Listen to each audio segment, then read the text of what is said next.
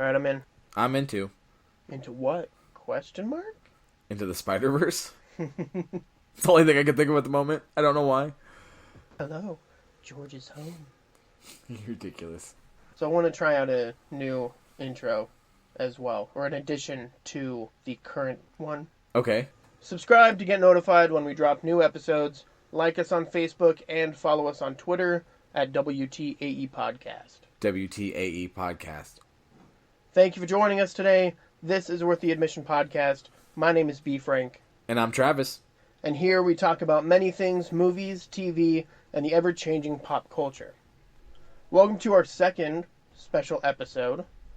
This is a special episode because we are going to talk over some of the newest Golden Globe winners. It was interesting. I'm a sucker for award shows. I don't know why. It's always fun to see what gets recognition. Yeah, but with the Golden Globes, you're kind of like, really? Did you really win? I mean, because I have some questions. Obviously, a lot of other people did. I think we have a lot of speculation on why certain things won. But overall, I enjoyed it. I'm not a big fan of Andy Samberg, so I don't really find his comedy that funny. I mean, I liked him in Lonely Island. You and I both know that. But other than that, I don't really care for him. I don't really like him as an actor. I know who Sandra Oh is, but I only know her from my wife talking about her on Grey's Anatomy. That's all I know about her. Well, we're going to talk about all the winners. I don't think there's really any controversy.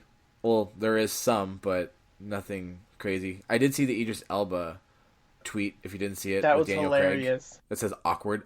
I died. I thought that was quite funny. It's fun to poke. I mean, make light of a situation because people were taking that really serious about James Bond. I know it's an iconic franchise, but people were taking that a little too seriously. Yeah, that was a fun picture. It also shows that, they're buddy-buddy. The Jim Carrey bit in the beginning he looks crazy. I'm sorry. Yes and no. Like, at the same time, he still kind of looks like he could hop into a courtroom and tell only the truth. Oh, but you're that so funny. It was a good bit. I thought that was hilarious, making a move. And I love the Sonic name drop. That was pretty good, too. I thought Andy Samberg and Sandra Oh were good hosts. They were more crass about current situations and situations within the industry than I was expecting. Yeah, but I like what the award shows when they stick to that. I mean, I know everybody has to be political and that's their platform. But at the same time, too, I also just want to see who wins. And I mean, we all invest time into watching these movies and TV shows. Maybe not all of them, because half of these winners, I don't know who they are or what the show is. Like, I know what the Kaminsky Method is. I can talk to that, because I watched that. Did you watch it? Some of these just haven't popped up on our radar, so it's hard to speak toward them. So we'll probably just go more through the ones that we know, which is still a good amount of the list. We'll kind of go top to bottom. Couple quick bits of news. During the Golden Globes, there was an HBO trailer kind of throughout all their different TV shows, and there was a new clip, came to about 3 seconds, for Game of Thrones. If you haven't watched that yet, definitely check it out. Captain Marvel trailer, newest trailer, came out during the National Championship on Monday. That was pretty cool as well. Not a whole lot of new footage, but it's always nice to see more of something. Aquaman is almost at $950 million as of today. If it doesn't hit $1 billion before Glass, I think it's going to have a hard time reaching it. Not that $950 million isn't awesome, but $1 billion is definitely a great benchmark, especially for a DCEU film.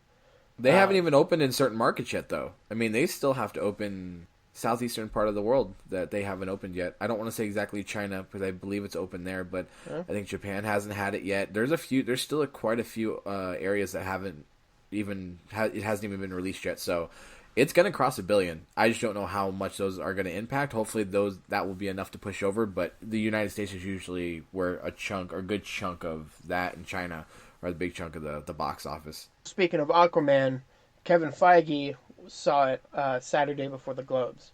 He was doing an interview where he said that him and Adam McKay, who's the director for Vice, that they would like to talk about doing a Silver Surfer movie.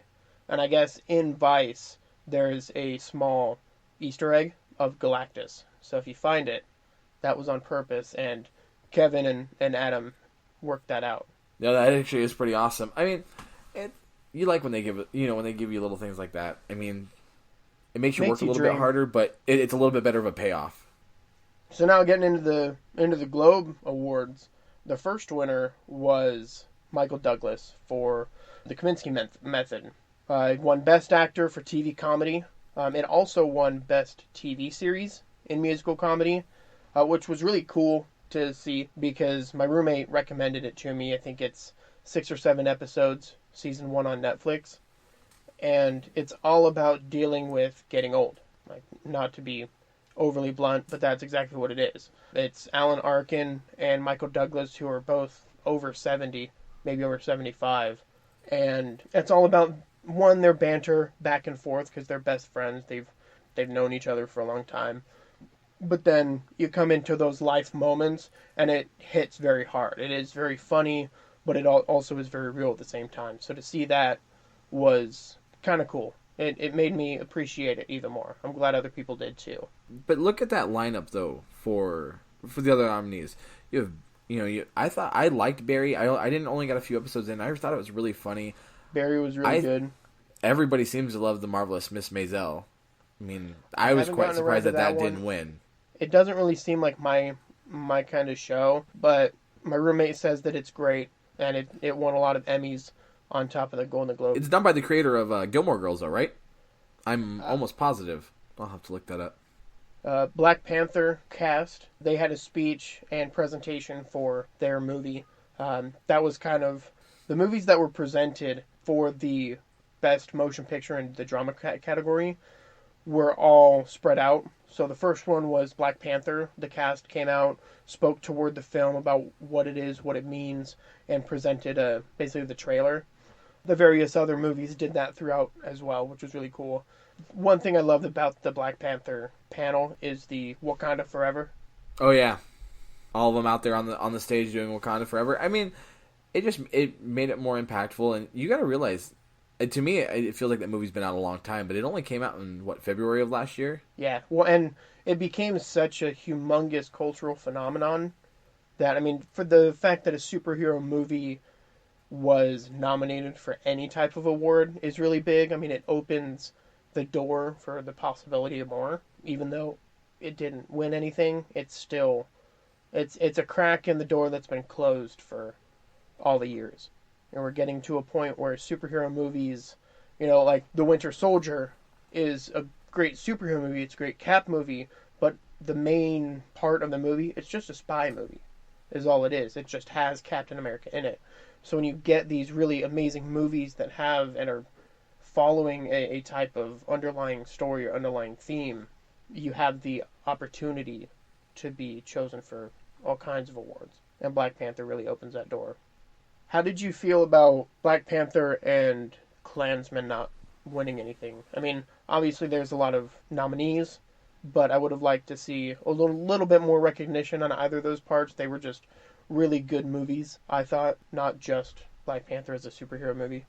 I mean, with Black Panther, it feels like it came off as, hey, we nominated you, and that's a great thing, but that's all you're going to get. You're not actually going to walk away with anything. And that was a little bit of a bummer. I still haven't seen BlacKkKlansman. I mean, it looks really good. I thought the story was really interesting. The way they played it, or Spike Lee plays it off, I think is really interesting. But at the same time, too, I think everybody, at least the way it seems like the Oscars are going to go, is they're really touting A Star Is Born. I think that was another one that I think got that stuff that I thought was going to be a better movie. I mean, they won for Best Original Song, but that was about it. With BlacKkKlansman, with the Hollywood Foreign Press, I don't know if that message comes off a certain way, clearly, like it would as an American living in that time. You know what I mean? Versus being over, in a different part of the world and not really necessarily understanding what it was like at that time. The concept is crazy, but still the underlying tones of racism and race in that movie, it just depends. If it didn't translate well, it wouldn't surprise me that it didn't pick up any awards. With Black Panther, it's another one of those things where action movies it's still an action movie at the end of the day. And when you have action movies, it's really hard just to win anybody over because a lot of your attention is being diverted to all the explosions and action scenes, and it takes less away from the acting and character development and things like that. Now, Marvel does a really good job, but I also think we're not quite at that point yet. I think it's nice to see them being nominated, and I think the movie's well deserved. But that's all I believe yet. Until they really blow us away with a movie, even as diverse as Black Panther was, I think the diversity wasn't the only thing that made that movie great. But I also think too much of the action is what also hindered it. I could see that. There was a lot of action, and obviously, with how fast Black Panther is just in his movements, those action scenes had to be focused down a little bit more, so you couldn't necessarily play with all the different type of camera angles or shooting styles as you might want to. So I can totally see that. I mean, also with Black Panther, you have to realize in the Marvel universe.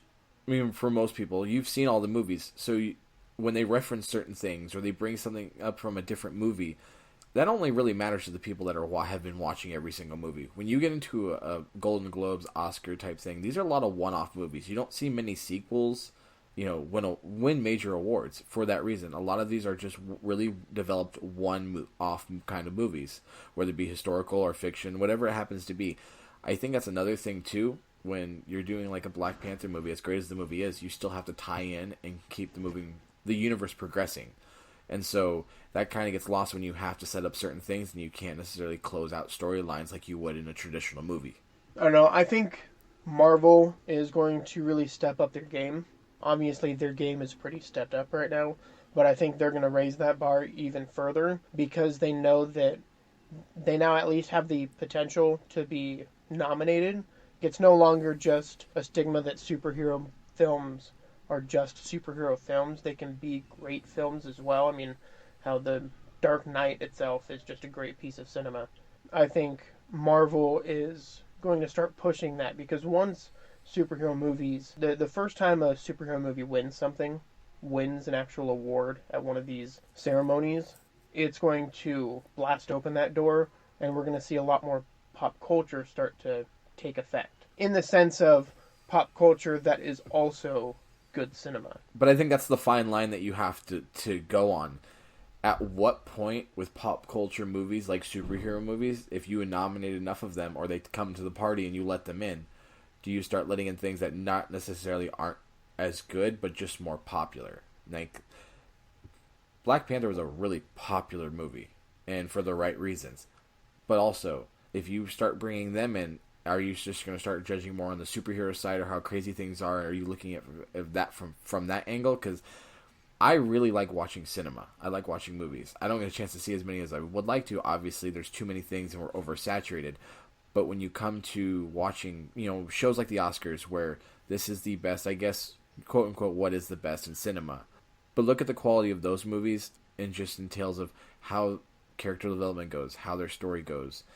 It's all very, very fine-tuned, and they're really enjoyable. They may not be the most rewatchable things, but if you let in too many of these pop culture movies, does it start becoming like a fan vote thing, like you would with, you have like the Teen Choice Awards or the, American Movie, like Music Awards, where you just have a bunch of these things where it's just popularity contest. It's not necessarily who is the best, and obviously superhero movies, regardless of who it is going to be the more popular vote, or the more popular take because it's a superhero movie. I kind of like seeing movies that I wouldn't normally want to see or would know about and go, wow, that actually looks really interesting. Because there was quite a few that I looked at that I go, oh, I think I actually want to see that. I mean, I've been wanting to see Star Wars Born, but you're also looking at movies that I didn't think I was going to want to see, like The Green Book. I think looks really good. Would have never known anything about it before. It was on my radar. I knew it had existed, but getting a chance and seeing more of that I guess its own self-advertising by being Golden Globes or Oscars, things like that, it makes you want to go see those movies, and that's why they get the chance to have a new life if they've already been out on, not even on digital, but they just come out of the theaters. They put them back in so people can see them, so they get a little bit of difference of a life in the theaters. It's kind of nice to still see that, at least in movies. I would like to see more superhero movies, but at the same time too, I am happy with the way it is. I would like to see more diversity, but I don't necessarily think we have to jump right to diversity / pulp culture in things like Black Panther. I would rather see it in Black Klansman, where Spike Lee is a very good director. I think he is. It's kind of cool to see him back in features because, he does dabble back in with documentaries. I'd like to see when he has something new to say. To me, it resonates and it makes you want to see the movie more. Well, and then with the Oscars, sometime last year, they announced that there was going to be a most popular category, and a bunch of people flipped out. Some for the fact that why would you have a most popular category? Like, it takes away from the film creation part of it, which I totally understand. And then the other side of, oh, well, you're just going to throw Black Panther in there, but it also has the chance of becoming, like, winning as a drama. And I think if award shows just started having a new category for superhero movies, they could be most popular, and that's where the superhero films are gonna eventually go. But See, but then I'm okay with that. I'm okay with the one popular the category. I am too. To me, that's not a problem. I just don't want to see it expand from there, and I don't want all the sole focus to be on that popular one. I definitely don't want that to be the last award of the night. If you want to put that one on early in the show. They have a flow with the Oscars. There's that point Right. where you want to watch a part of the show, and then you get into a lot of the foreign stuff that we're not necessarily aware of, and then it picks back up with the bigger categories. Mix it in somewhere in there, but I definitely won't want to see it with best drama. Yeah, best drama. absolutely. I would rather have it be separate, but that's fine. I'm okay with the popular vote. But at what point do you start bringing in other categories, or when do they start bleeding into best picture categories? I love all these superhero movies, but they're not a best picture movie to me. When I think of that, I definitely think of when you put cinematography, you put your directing, you put your sound, your editing, everything goes together, but it's with a story that's just singular. Like, that's what I want to see. This year, obviously, let's say, for instance, like BlacKkKlansman is probably going to get nominated for an Oscar, but it's a one-off movie. There's not going to be a sequel of it. Bohemian Rhapsody is another one, surprisingly enough. We'll talk about that one later. But still, that one's probably going to be nominated for an Oscar. It's just a one-off movie. I like keeping things just... The movies that come from the Oscars are a certain type of movie. Obviously, they're not the most exciting, but they are the best in their technical fields. Now, I'm not saying that superhero movies are not the best in their set fields, but when you're trying to move a bigger story along, I think you lose track on the finer details that you could be putting in if you were doing one singular movie. That's why these origin stories are usually really good, but they leave you with more questions than answers. And so that's what the sequel's for. I like when you can tie something together because all the emotion goes into it. You feel the wave of the movie. If a scene is supposed to make you sad, you feel sad or you feel something more to it because in that time, even though it's a shorter time, you feel more connected with those characters or that story. Because when you're being nominated for an award of being good, 9 times out of 10, even if you haven't seen the film, it's hitting all those checklists. That's why it's there. Well, I think kind of moving forward into the next award, I thought Into the Spider-Verse, which won Best Animated Feature Film. Well deserved. Well deserved. Now, I thought that is a movie that was built as a one-off, but then kind of left the door open that if they wanted to, it wasn't, like Venom, where they kind of planned for the second one. This one was just a one-off, and if it does well, we have the option to do another one. But I thought that I was so happy. I think I yelled when they announced Into the Spider-Verse. I mean, it went up against The Incredibles 2, Wreck-It Ralph 2, Isle of Dogs, but I think it surprised everybody with how good it was, and I'm glad that it won that award to help prove that. So I was happy about that. Well, it's one of those things. Whenever you're going up against a Disney franchise, especially in an animated category, you always feel like the underdog because they have controlled a lot of those movies for such a long time. I mean, they have a stranglehold on the animated section, which is well deserved because they are a family. That's what they're known for, is their animated, just any kind of animation. It's children's entertainment. Now, with Into the Spider-Verse, I thought they brought something completely different. I have not seen the movie still. We've already talked about it. I'm really dying to see it because it looks really great. But when it comes to the end of the day, I thought it had more to... It had more for everybody. It had more if you were an adult or a kid. Anybody could watch that movie, which was really nice. And I think it left more of a lasting impression because it came out of left field. People thought, oh, it's going to be a good movie, but then it was a great movie, and people were really surprised because they took their time on it. Now, with Ralph Breaks the Internet and in The Incredibles 2, those are your two Disney ones. I mean, between those two, I'd probably give it to... It's a tough one. I've heard Ralph Breaks the Internet is better. I like The Incredibles 2 mainly because I've seen that one. I have not seen Ralph Breaks the Internet. But what I'm saying is, it's another continuation where it's great. Same with The Incredibles 2. It's great, but it's still a continuation of a story. I mean, a lot of those with The Incredibles 2. They leave it open for a third one. I don't know how Ralph Breaks the Internet ends, but I'm sure they're going to leave it open for a third one. Into the Spider-Verse, I know it can be expanded out, but from where they brought everybody in, I think it had a deeper level and is spreading out to more generations of people. That's what I think a good animation movie brings, because it's not someone who can just sit down and they have to be a young kid to watch. You can be an adult, you can be a teenager, you can be an old person. As long as you're a fan of that said subject, like Spider-Man, and bringing in those fanboys and those fangirls, because there's a legion of them, I think does a story justice, because you're not trying to create a character with, The Incredibles or Ralph Breaks the Internet, but you're also not trying to reinvent the wheel too. You are and you aren't with Spider-Verse, because this is a big-time animated movie that went to the big screen, which doesn't happen a whole lot. You had Teen Titans Go, the movie, which I thought was cute and was fun, but at the same time, too, Didn't seem like it belonged. No, it was a longer version. It was a longer episode versus Into the Spider-Verse, where it really was like, let's play with all of our toys in this toy box that we have that we can use, and they created a strong movie out of it. So it's well deserved, I think, and I also think it's going to win the Oscar. That would be very insane. I look forward to seeing the Oscars in general. Well, with the positivity off of this movie, I don't see how you couldn't. It has to be the front runner out of anything else that you see. I mean, last year was an okay year for animation, but I think Into the Spider-Verse actually saved animation for this year or last year. Now, our next award went to Richard Madden for his role in Bodyguard. For those who are not familiar with the name Richard Madden, you can also find him under Robb Stark in Game of Thrones.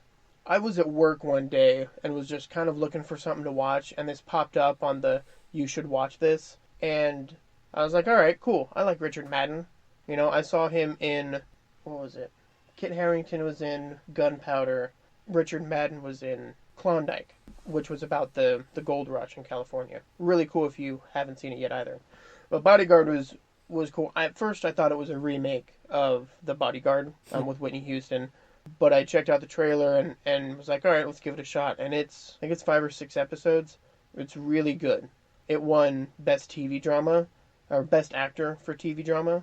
It was very deserved, I think. The last episode is 90 minutes, and it's 90 minutes of just pure heart-pounding adrenaline. I've seen it on Netflix. I haven't had a chance to watch it yet. It's on my queue. It looked really good. I haven't seen anybody else who's watched it and has given me a review. Now that you have, I'll definitely want to check it out. I'm still in the process of trying to figure out the next TV show to binge because there's too many of them. But this one kind of came out of, I didn't know where it came from. I mean, I know who Richard Madden is, and I've seen the Netflix show, but I hadn't known anything other than that, because I haven't heard any reviews or anybody talk about it. There was no buzz for me.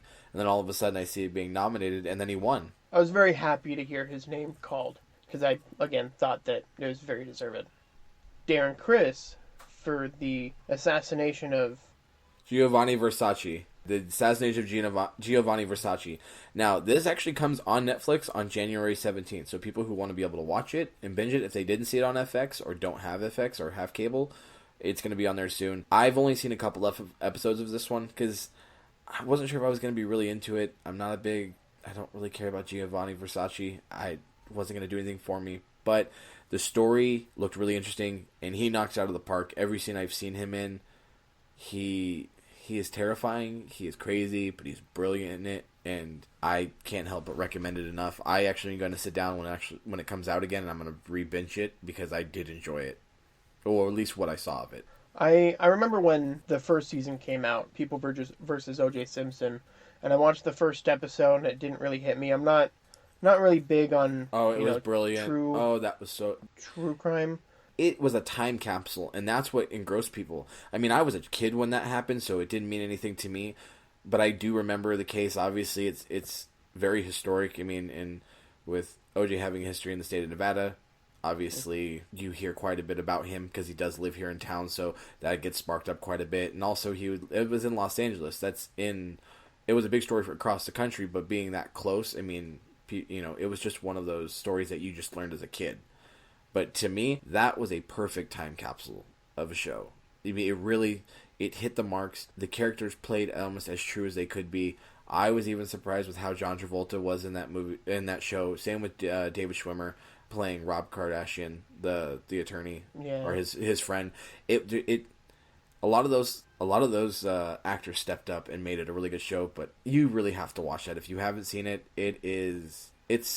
It's fun, but also if you know what happens, if you know some of the events that happen around it, it's really interesting. And I think even though you know what happens or the outcome, you're still on the edge of your seat to see the new details or how they dramatize it. It's really good. I'll have to add that to my list. I might have to kind of take it like one episode at a time. But I know that this show, the second season, Darren Criss also won an Emmy, I believe, for Best Actor, which he did for the Golden Globe. And it also won the Golden Globe for Best Miniseries or TV Movie. And I've heard nothing but good things. It's very, very liked. It's very culturally appropriate, I think is the best way to describe it. One of the coolest parts about the Globes was the Carol Burnett Award. This was the very first time, and they gave it to Carol Burnett, obviously kind of like the Cecil B. DeMille. But they had an homage to her. She had an amazing speech, and it was really cool. I would just go and check that out. She's a comedic genius. I mean, she is an icon. She is every bit of the word. She is the reason why we have comedy today, and she was a pioneer. At that time, for you to be a woman or female and be not even just in comedy and do it to the level that she did when no one was giving opportunities was astounding. And she is so funny. Go back and watch even the highlight reel that they show. It just cracks you up. She is so brilliant when it comes to being funny. And her speech was very heartfelt, you know. She knows what she is. She knows she's a legend. I mean, she's very too modest to really say it. But to have her talk about not only her time, but for the future was really kind of nice. You know, a lot of those, I mean, legends, let's put it that way. I mean, a lot of those legends, they're not necessarily, she doesn't want to give back, but she wants to encourage. And a lot of them don't. A lot of them are, I know I'm great and that's it. I've done maybe one or two things that will stand the test of time. I won't lie. But she was one of those that the way her speech came off just was really inspiring to me. You know what I mean? It was very inspiring. That speech was for the dreamers and the people who want to be creative or people who want to be actors specifically, you know, and comedians. She's not dead yet, but it was really nice to see her get her due. I mean, I'm sure she has, and she's very popular, and I mean, she is a legend. But those older actors tend to not see the light of day. I mean, you know what I mean? Like Dick Van Dyke was there, and he looked old as hell. He did look old, but he is what, 92? He is old, yeah. But he was still a charmer and everything, and he's another one of those that is, to me, is iconic, and it's cool to see those. And that's one of the things with the Golden Globes and the Oscars, that you get to see old Hollywood, if you want to call it that. I mean, it's still Hollywood, but you get to see flashbacks.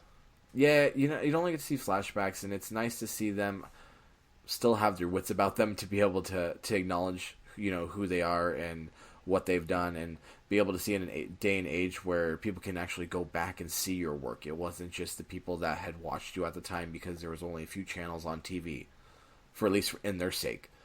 It's one of those, they were larger in life because they were always on TV. That's why they are as big as they are now, even in this day, but that generation slowly goes away, as same with them, and as once they pass away, it seems like they just disappear for forever, and it's just a fact in a textbook or something online, or, oh, I saw this once, you know, that was referenced. It's never quite the same when, like, Adam West passed away, and you don't hear much out of, you know, the 66 Batman and things like that like you would before, because he kept that alive, and when he passes away, it kind of goes away. It's one of those where the first Mary Poppins was big, and it was a game changer. And when Dick Van Dyke did that, it defied the odds of what they could do at the time, and that's what made it so enjoyable. And to see him back in that, you know, in that role this many years later is crazy. And the fact that he can still do it, I mean, he looked a little bit worse for wear at the Golden Globes, but he is also very, very old. I think he's 92, 91 or 92. He's old.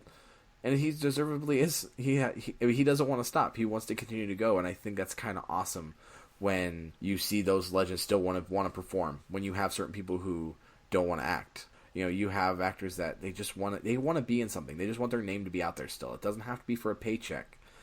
It just, they want to be funny. They want to be creative. That's what I like about comedians and funny people, is because you get that. That's why, to me, Carol Burnett and also like Dick Van Dyke, just those are just a few of the names. I mean, you can throw in Jeff Bridges too, but he's on a different level to me. Those legends that are gonna fade away someday. It's nice to see them get their due in 2019 when more people can appreciate what they did, because a lot of people don't know the history. They just know the people that are famous now. Now, the next Globe winner was for Best Original Score, which is always fun to me because the score of a movie just helps complete it, and a good score can be something that is listened to without the movie. You know, like Westworld, Game of Thrones, anything by Hans Zimmer, or any of the people that he does, Alan Silvestri. All of those composers make really good music that is great and completes the story, but also is great to enjoy outside of the movie as well. And Justin Hurwitz, who won the Best Original Score for First Man, I think did a great job with that as well. The score itself, I mean, when we were talking about First Man back during the top 10, I said that the score was really good. And I'm glad to see some recognition on that side, because it was very, very good. It was great. Now, song-wise, since we're kind of leading into it, Lady Gaga won Best Original Song for Shallow from A Star Is Born. She deserved it. Yeah, my mom watched it, and she said that it's a fully tear-jerking ending, but that Lady Gaga she kills that song, and you see the emotion that runs through her as both a person and a character. And so it's cool to see some of that emotion pull through to others. Well, I mean, with a movie like A Star Is Born, you kind of have to have a song. It's unfair, but it's fair. I mean, it obviously is a song for the movie, but when you're having someone like Lady Gaga perform it, someone who can really sing and perform, she's really good at what she does. That's why she won. And that movie alone, let alone her performance, which was brilliant in it, and same with Bradley Cooper. But for them, you don't get that too often. It's usually just a song that's made by an artist that might get recognized. For her being a part of the movie, I think it ties it together more, which it's a nice way to go a little bit deeper in the movie because you feel a little bit more connected, because even when you're not watching the movie, if you like the song, you can put that on and it takes you right back to that point in the movie. So it's kind of nice to always have that, and you kind of lose that with a lot of these other songs. I mean, Black Panther had a great soundtrack too. They actually really put a lot of work into it, and the fact they wanted to be diverse and you had a lot of people wanting to collaborate and create original music for it was really cool, but still, at the end of the day, that song is really good versus a whole album, which if they would have said that, a whole album, I would have said Black Panther, but if you had to pick one song, Shallow is the strongest choice. Green Book, as a film, won 3 different awards. It won the Best Motion Picture for Musical or Comedy, it won the Best Screenplay for Motion Picture, and it won Best Supporting Actor for Motion Picture with Mahershala Ali.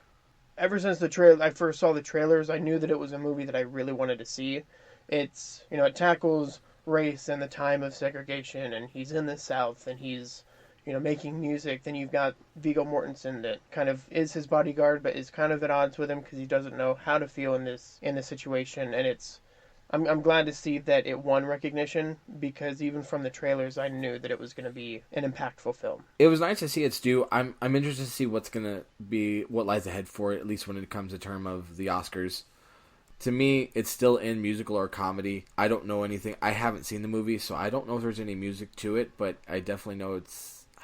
Is it really a comedy, or is it more of a drama? Because to me, the way it plays, looks like it has funny elements, maybe one-liners, but it doesn't seem like a funny movie to me. It seems more of a drama.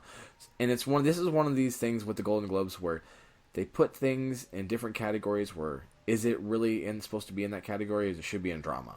Well, it kind of brings up the point of, if it's put in, because it did seem like a drama with some comedy, but if they brought it in as a musical style, then I feel Bohemian Rhapsody would have been a part of that as well. Because the way that they utilize a musical is essentially a story with music in there that moves the story along. Just having somebody sing isn't necessarily a musical, and so you kind of have to toe that line of, was it put in as a musical or was it put in as a comedy? Again, neither of us have seen it, so it's hard to say where that actually lies. I will say I do want to see, looking at the other nominees in this category, I still really want to see Vice. I know Christian Bale won Best Actor for that, for comedy, musical comedy. His speech was pretty crazy. Hail Satan. Hail Satan. I know that he did a lot of work for that role, so it's nice to kind of see that pay off. Now, a nice little shout out I want to mention is Patricia Clarkson for Sharp Objects.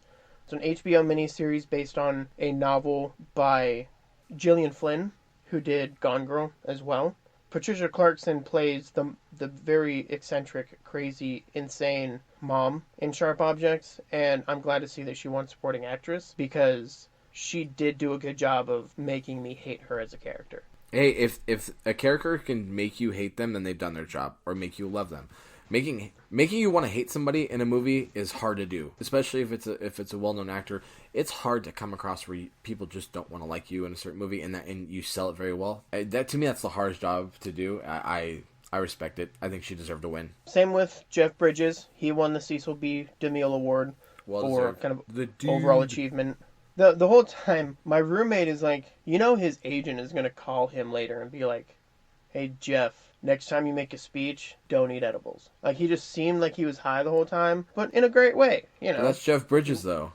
If he was, whatever, he's the dude. But it was just kind of one of those funny comments. But it's nice to see him win like a very specific award on top of the many that he already has. Well, this is more of a. It's not like a career achievement, but when you look back at his career and you just see, wow, how many movies he's been in. There was movies that I don't even remember. I don't even know that those were movies that he was in. But you look at how far his career expanded, and then you realize, holy cow, he's been in. Was it 1950 something? Was the first? Yeah, 1951, I think. Yeah, as like a baby. Yeah, it was something really small. I mean, that's insane to me, and to last that long and still be to me more successful now. I think he's more popular now than he's ever been. Like, he'll always be Tron. That's where I originally saw him as. Out of anything, that's what's always resonated with me. I'm not talking Tron Legacy. I'm talking the original 1980s Tron. And to see him, obviously in Tron Legacy, I loved as well too. Whether people liked it or hated it, I enjoyed it. He'll always be the dude forever and always. He was in Bad Times at the El Royale as well. So I know you haven't seen that yet. You should add that to your list when it comes out for digital. It's on the list. Now to kind of wrap up is the Best Actor, Best Motion Picture. Now, Rami Malek won Best Actor for Bohemian Rhapsody, which I think, based on what a lot of the comments are saying, he does a great job as Freddie Mercury. He does just a wonderful job acting. Now, Bohemian Rhapsody itself won Best Motion Picture Drama. And I know you said that kind of a lot of people are kind of up in arms about it. Here's the thing. With Bohemian Rhapsody, the essentially cursed movie as it was, I mean, you did have at one point Sacha Baron Cohen playing Freddie Mercury, which I would have believed more. I mean, obviously that didn't work out. But with all the issues that they've had trying to make this movie and getting the story right and getting approval and then finding the right person, don't get me wrong, I'm glad Rami Malek won, and I believe deservedly believes he should have won it, but it's really tough between that and Bradley Cooper, because Bradley Cooper, I think in A Star Is Born, he's had the hardest job. He directed it, he wrote it, he starred in it, he had done everything in that movie. I would have loved to see him get some respect due, even if it was just in that category of best performance by an actor. But with Rami Malek, I think this puts him in elite. This starts to make you look at him more than just the guy on, Mr. Robot, or just Bohemian Rhapsody. I think this makes him more diverse, and I really want to see this movie because I see him as just such a closed-off individual, and usually the most of the things that he's portrayed or been played in. So it's kind of nice to see him be more of a taking over such a character, because Freddie Mercury, even though a person, was still such an extravagant character.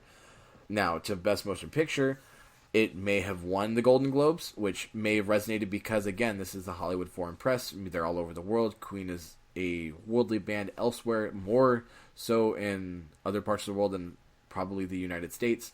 So I can understand why that might have been swayed in terms of that. I've heard the movie's good, but I've heard it's not great. I think A Star Is Born will probably win the Oscar. I would like to see Bohemian Rhapsody and then put it up against Black Panther in terms of what I think would be better, because I believe those are another ones that I think will be very popular. Obviously, I don't think Black Panther is going to win much of anything if it does get nominated.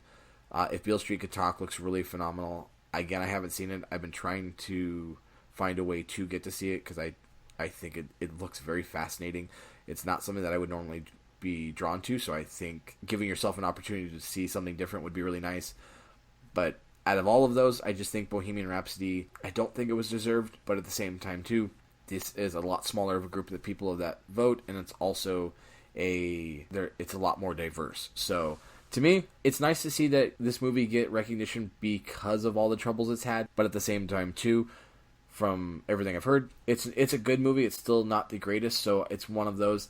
If it doesn't blow you away, I don't think it should win an award, especially when you're trying to tout the best of the best this time of year. Well, and honestly, the only way that we could really speak toward that, and maybe we can do this in another episode, is to watch them. You know, the only way to really understand perhaps why it won the awards is to actually be able to watch it. So once these are all able to be watched, might be like the Dollar Theater, but it's not really going to be in theaters anymore. So once those come out, we can kind of make a more educated decision on how we feel about it. Well, we're going to have plenty of time to talk about these movies because the ones that are usually nominated for Golden Globes are usually going to be sticking around for the Oscars, so it's going to be nice to see once we get a finalized list of who's going to be nominated for an Oscar, maybe we can go deeper into that, because my goal is to try and see as many of those movies as possible before the Oscars to see who wins, but actually to see the movie and understand what they're trying to talk about as in terms of what you saw versus what someone else sees is kind of nice, because I'd like to see if I think something's good or something's bad or how it plays off. Because I really want to see Bohemian Rhapsody, but I might hate the movie. There's been many times where that happens, where you want to go to see a movie and you think you really want to see it and then it ends up sucking. I've heard it's good. I'm hoping it holds up to my hopes, but that's something I look forward to seeing, so hopefully it's going to stay in that conversation for the Oscars. Well, you heard it there, folks. With that being said, thank you for listening. As always, I am B. Frank. I'm Travis. And we are Worth the Admission. Bye-bye. See you next week.